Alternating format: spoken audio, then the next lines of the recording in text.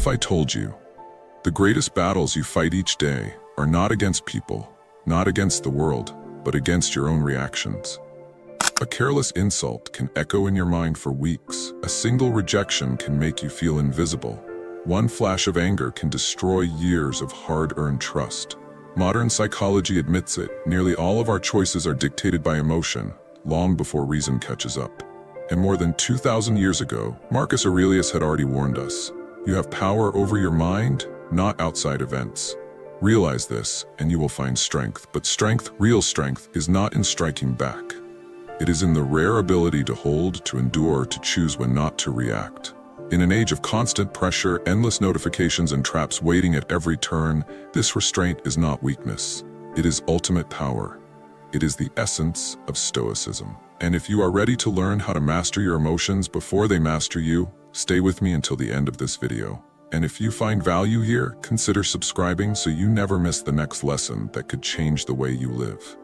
Rule number 1, the sacred pause. Your first shield is simple, but it is everything, the pause. Seneca once said, "The greatest remedy for anger is delay." Think about that, delay. Not forever, not for hours, not even for minutes. Sometimes just a breath, a few seconds of stillness is enough to save a relationship, protect a career, or prevent you from shattering your own peace. Yet the world teaches us the opposite. It glorifies speed, quick replies, instant answers, snap judgments. But speed without wisdom is nothing but chaos moving faster. The pause is not hesitation. The pause is not weakness. The pause is strength, disguised as silence. Picture this. A leader wakes up to devastating headlines.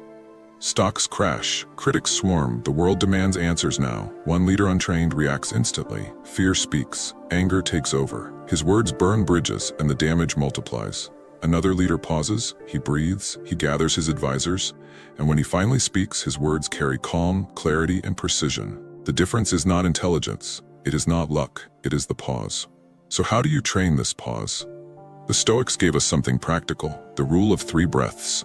When your chest tightens, when the fire rises, when you feel the urge to lash out, stop. Inhale deeply, hold it, exhale slowly, then again. And by the 3rd breath, you are no longer a prisoner of impulse. Your nervous system begins to settle, your mind starts to clear. Marcus Aurelius reminded himself, if you are distressed by anything external, the pain is not due to the thing itself, but to your estimate of it.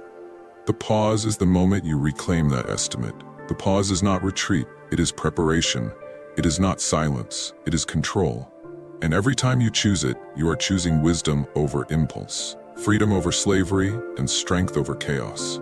Remember this, the pause is a weapon, and those who master it are unshakable. Rule 2, the mirror of truth. The second rule is the mirror of truth. Because every reaction you have is not just a response to the world, it is a reflection of the world inside you. Epictetus taught, when someone provokes you, be sure it is your own opinion which provokes you. The insult itself is powerless. It is the story you attach to it that pierces. If rage consumes you, it means pride still rules you. If rejection breaks you, it means your worth still depends on others. If delays leave you restless, it means patience has not yet been built. Each reaction is a flare, exposing what still lies unguarded within.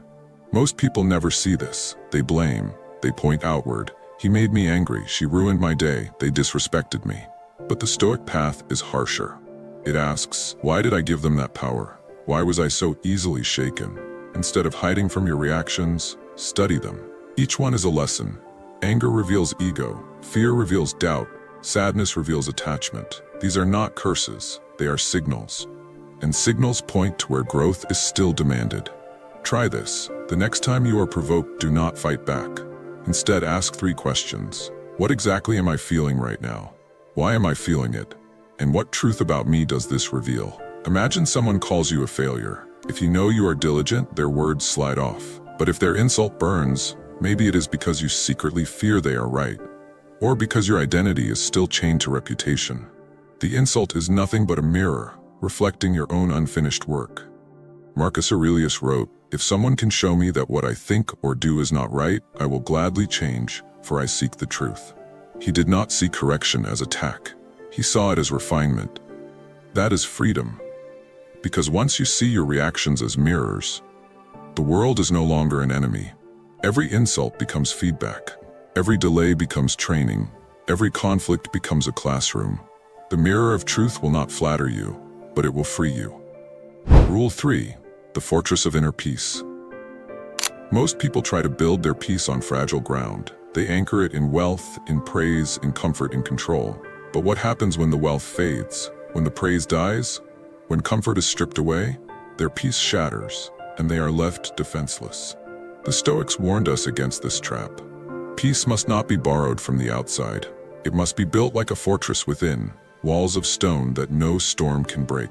Marcus Aurelius wrote, "People seek retreats in the country, by the sea, in the mountains, but you can find retreat at any moment within yourself." That retreat is the fortress, not an escape from life, but a stronghold in the mind where calm cannot be stolen. Think of a storm battering against the walls of a castle. The wind roars, the sea rages, but inside the fire still burns, the walls hold. The people are safe. Your mind can be that castle, but only if you choose to build it on what cannot be taken: values, clarity, discipline, self-control. So how do you build this fortress? First, guard your thoughts. Your attention is your gate. What you feed your mind will shape the walls of your castle. Stop filling it with outrage, with gossip, with poison. Fill it with wisdom, with reflection, with purpose. Second, master your desires. The less you need, the less anyone can take from you. True wealth is not in having much, but in needing little. Third, stand with courage in adversity. Peace is not the absence of fear. Peace is the choice to move through fear with strength.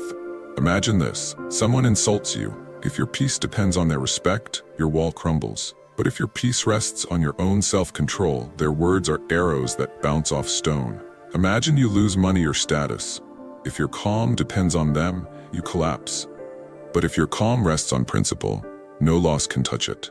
Epictetus said it clearly: "No man is free who is not master of himself." Master yourself, and you are untouchable. Guard your inner fortress like a soldier. Train your mind like an army, because the storm will come, and when it does, you will not fall. You will stand unbroken. Rule 4. Emotional Aikido. When people imagine strength, they imagine resistance, fighting back, pushing harder, meeting force with force. But the Stoics, like the masters of martial arts, understood a deeper truth. Real strength is not always found in resistance. Sometimes it is found in redirection. In Aikido, the aim is not to crash against the attacker. The aim is to use their energy, to flow with it, to turn it into balance. The same principle applies to emotion. Anger, fear, sadness, these are not enemies to be crushed. They are forces to be redirected. Take anger. Left unchecked, it poisons judgment, destroys relationships, burns your own soul. But anger redirected becomes courage. It becomes determination. It becomes persistence against injustice. Take fear. If you resist it, it paralyzes. But if you redirect it, it sharpens you, prepares you, makes you ready. Even sadness, when embraced, can transform into compassion, into empathy that deepens connection with others. Seneca said, "We are more often frightened than hurt, and we suffer more in imagination than in reality."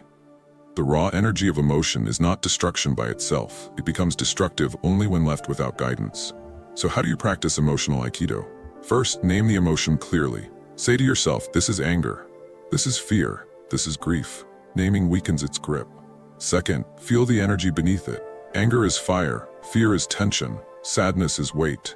Where does it live in your body? Notice it. Third, redirect that energy. Turn anger into fuel for discipline. Turn fear into preparation. Turn sadness into kindness for someone else. This is not suppression. Suppression lets the shadows grow. This is transformation. Nothing wasted. Even pain becomes power. Marcus Aurelius wrote, "The best revenge is not to be like your enemy." That is redirection. Refusing to mirror the darkness of others, choosing instead to turn that darkness into strength. Think of water. It does not resist the rock. It flows around it, and over time, it shapes even the hardest stone. This is emotional Aikido. This is Stoicism in motion. This is how you stop being a victim of emotion and start becoming its master. Rule 5. The Phoenix Principle. Life will break you. That is not pessimism. That is reality. There will be betrayals. There will be failures. There will be nights when grief feels unbearable. But what defines you is not the breaking. It is how you rise after. The Stoics never promised freedom from pain. they promise transformation through it. Hardship is the fire, and you are the iron. You can emerge sharper, stronger, more resilient if you choose to rise. Marcus Aurelius wrote, "The impediment to action advances action. What stands in the way becomes the way." The obstacle is not the end, the obstacle is the path. Think of your hardest moment, the day you thought you would collapse. Yet here you are, breathing, alive. That survival is proof that resilience already lives inside you. The Phoenix principle is this: do not just survive, rise stronger because of the fire. The phoenix burns, turns to ash, and rises again renewed. This is not myth. This is you. Every scar tells a story of healing. Every fall becomes the ground for rebirth. So how do you live this principle?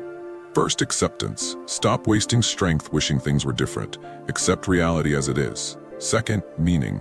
Ask yourself, what can this teach me? The moment pain has purpose, it ceases to be just pain, it becomes fuel. Third, rebirth. Do not return to who you were. Rise as something stronger, wiser. Seneca said, "Fire tests gold, adversity tests men." The fire will burn, but it will also purify. It clears away what is weak, leaving only what is strong. This principle does not erase sorrow. The Stoics grieved too. Marcus Aurelius mourned the deaths of his children. Seneca wrote of his own pain, but they chose to rise, to let grief become wisdom, to let weakness become strength, to let endings become beginnings. You are not fragile glass, you are fire-forged steel. You are the phoenix. Every obstacle, every heartbreak, every fall is not your end. It is your beginning. Not reacting does not mean indifference. It means choosing your response with intention. The Stoics remind us, no one can rob you of your peace unless you hand it over. And in a world drowning in noise, inner calm is the rarest advantage.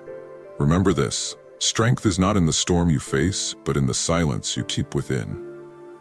What are your views on this? Share your thoughts in the comments below. I will personally read all of your comments. And if you seriously want to level up in life, don't forget to show some love by hitting the like and subscribe button. Stay strong. Until next time.